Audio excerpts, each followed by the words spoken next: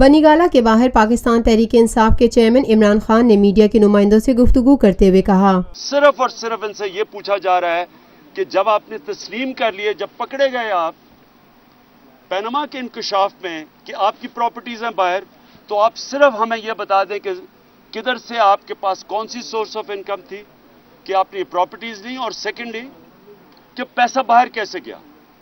یہ 1.25 سال سے طوطا مینا کی کہانی سنائی جا رہی ہے۔ اسمبلی میں جھوٹ بولا گیا، عمران خان کا کہنا تھا، وہ بھی جھوٹ بولا گیا، ادھر بھی جھوٹ بولا گیا، اور اب پوری طرح اٹیک کیا جا رہا ہے جے آئی ٹی کو۔ اسی جے آئی ٹی کے بننے پہ یہ مٹھائیاں بانٹ رہے تھے، کیونکہ یہ مینج نہیں کر سکے جے آئی ٹی کو، کیونکہ یہ رشوت نہیں دے سکے، جو ساری زندگی شریف خاندان نے رشوت دے کے پہنچے ہیں یہاں۔ جنرل جیلانی کو بھی گھر بنانے کا سریے کی رشوت دے کے تو ادھر سے کھڑے ہوئے ہیں۔ ساری زندگی انہوں نے رشوت دی ہے، انہوں نے رشوت دینے کی کوشش کی ہوگی، خریدنے کی کوشش کی ہوگی، وہ نہیں بکے، اب ان کے اوپر پوری واردات کر دی ہے، کنٹروورشل بنانے کی کوشش پوری ہو رہی ہے، ان کو متنازع کیا جا رہا ہے صرف اس لیے کہ نواز شریف پھر سے بچ جائیں۔ یہ ہمیشہ بچتے رہے ہیں۔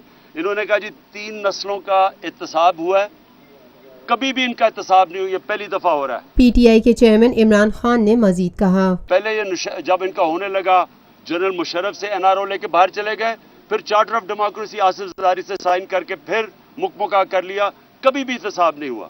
یہ پہلی دفعہ احتساب ہو رہا ہے ان کا، اور ان کو کیونکہ اب ڈر ہے کہ یہ مینج نہیں کر سکتے۔ مٹھائیاں بانٹی تھی جس جے آئی ٹی کے بننے پہ، آپ اس کے اوپر یہ باقاعدہ ہر روز تنقید کر رہے ہیں، برا بھلا ان کو کہہ رہے ہیں۔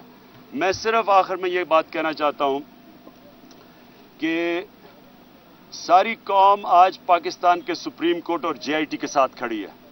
یہ جو ڈرا رہے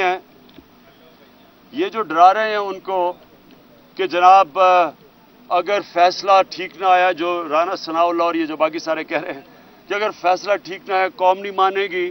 Lotus Lake Towers, a groundbreaking endeavor by Lotus Properties.